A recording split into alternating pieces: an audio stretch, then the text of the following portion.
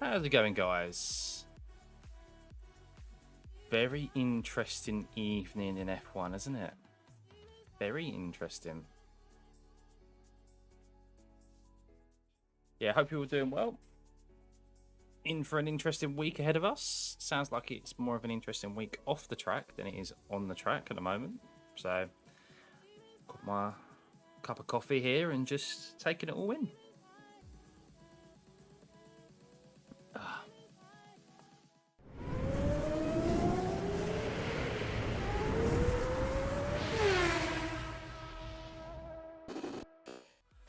I don't like the idea that you get a penalty, you don't get penalised for breaking the rules in the year that you committed those breaches. So ultimately, this is for the 2021 season. No matter how much they've been seen to have gone over the cost cap, it was for the year of 2021.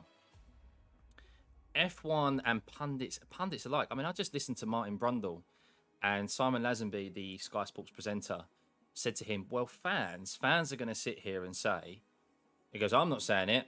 He goes, I'm not saying it. But fans are going to say £400,000 is 400 grand over budget, no matter how much you look at it. And that has been, and Red Bull have been able to benefit from that. And they've won back-to-back World Championships. They've won the Constructors this year, and they've benefited from that overspend. And Martin Brundle went, I don't know how you can say that.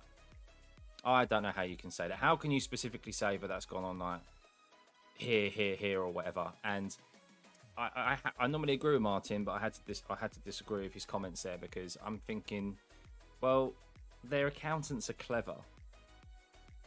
So how do you penalise the driver, Gerard? Well, this is it, is that while the driver has not necessarily been part of the team's indiscretions of the overspend, they have unfortunately benefited from that. F1 is ultimately a team game. Now, if a driver goes out on track and crashes the car or makes a mistake and the team loses points, but they lose points themselves, but the team loses points, then the team as a whole suffers from the driver's mistakes. So how is it that when the team makes a mistake, why should the driver not be penalised in the same way?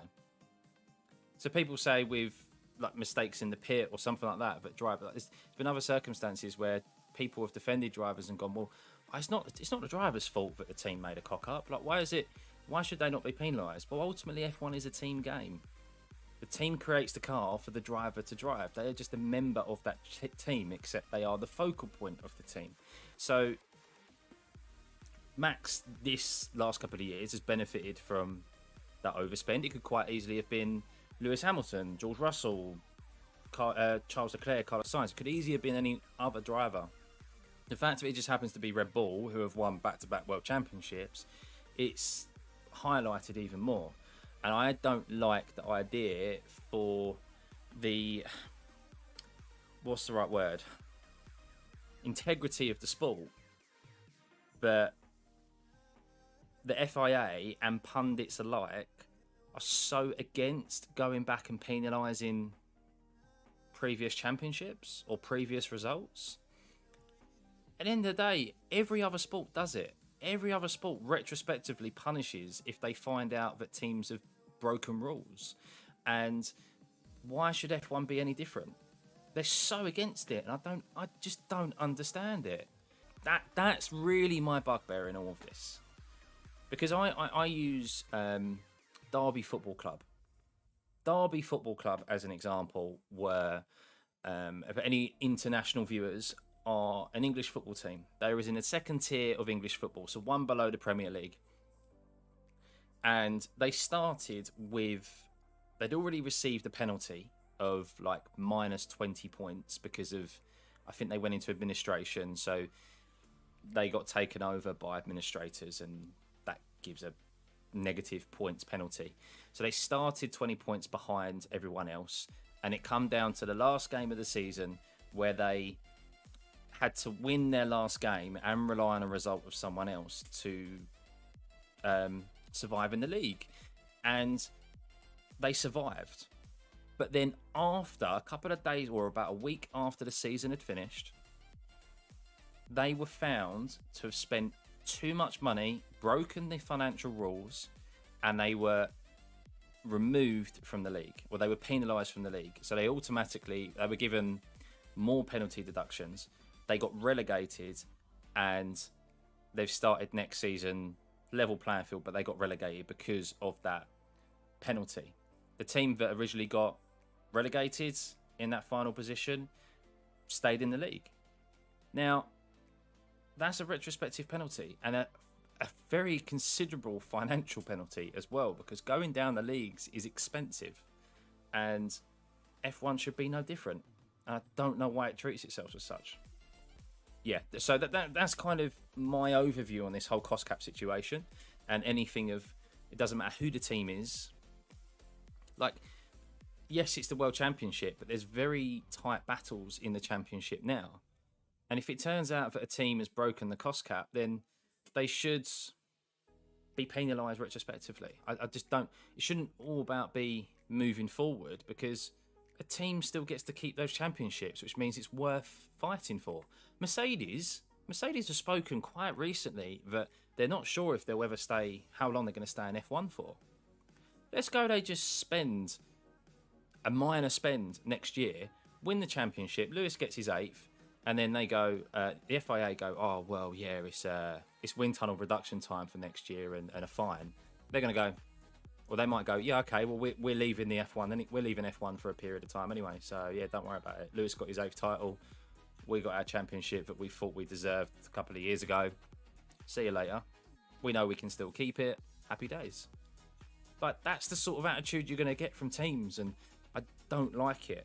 Don't like it whatsoever. You need proper threats with the rules, the championships, the real stakes that everyone's fighting for can be taken away. But this is what's going to happen now, though, guys. I've seen it for a while. Red Bull, because it's the first year of the cost cap, there's going to be some...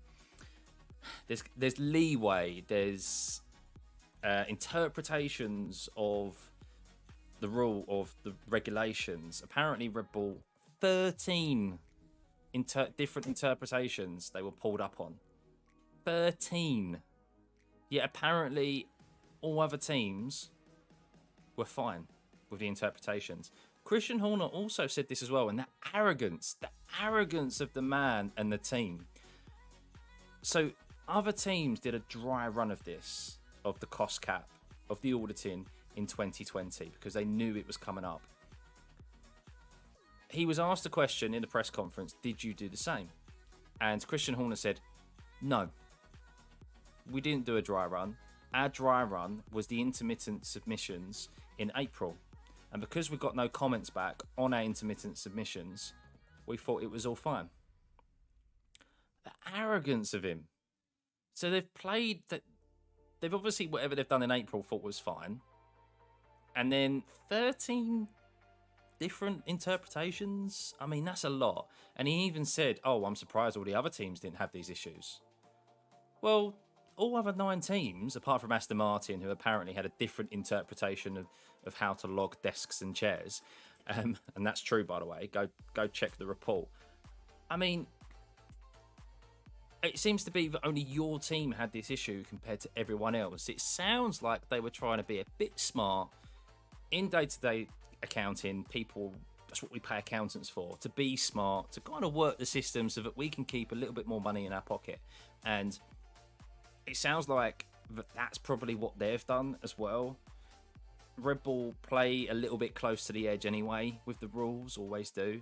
And they've quite open. People who work for Red Bull, former employees, have said that. Yeah, it's but I said this last stream. I feel like the regulations, there's too many grey areas. There needs to be a lot more black and white. F1 needs to be a little bit more black and white so that guys know, the drivers and the fans know exactly what is going to happen when you see something happen out on track or off track. At the moment, there's not enough of that. There's too many grey areas. There's too many misinterpretations. This is what Red Bull is hiding behind at the moment. We misinterpreted. We misinterpreted the regulations, yet all other 9 teams didn't. So that's like you go into an exam. You go into an exam and with 100 other people, you fail, everyone else passes, and you say, well, I misinterpreted the question. Tough shit. It's black and white what the answer should be. There's no interpretation for it. There's some areas where you can, but there's a lot of areas where it should just be, that's it. FIA's chicken shit, they're scared of Ferrari and Red Bull quitting, then they give Red Bull a list of 6 punishments to choose from. Well, this is it, isn't it? The FIA are afraid of teams leaving the sport. They're afraid of Ferrari leaving the sport. They're afraid of Red Bull. But I almost feel like now that F1, there's a point of where you say the sport is bigger than a team. I think you say that in every single other sport. Football has always said the same. No one player is bigger than the team. No one team is bigger than the sport. And F1 needs to take that stance. They need to say, okay, well, look, if you're going to... I know you're massive and you've got this big history, but I'm sure there'll be other manufacturers, there'll be other teams who would happily join F1 for a discount price. Because what puts a lot of people off of joining F1 is the joining fee. It's like... This is why you're seeing Audi come in and buy Sauber, not set up their own team, and hence why Porsche also wanted to buy 50% of Red Bull, because it's £250 million joining fee alone to make up the prize money that would be lost because it's spread equally.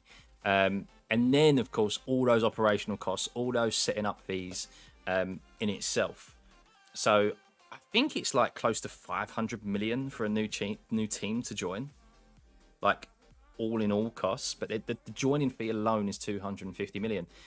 Imagine if a top team went, okay, well, we're leaving. And then you went to Porsche and you went, look, you can come join for 50 million. Or less, even a fraction of the 250 million. They would go, all right, yeah, take it. Happy days. So you lose one big manufacturer and gain another. Something like that. I think that's the approach they need to take. They need to take the hard approach and go, okay, all right, well, the sport's bigger than you now, with all due respect. Off you pop. But yeah, we'll see. But yeah, good discussions on the cost cap, guys. I'm sure we'll hear some more information. Well, I'm interested to see what the other team principals have to say about it. And I'm interested to see if anyone echoes my opinions in regards to the penalty actually being appointed to the year that they actually broke the cost cap. I'm interested to see if anyone agrees with that.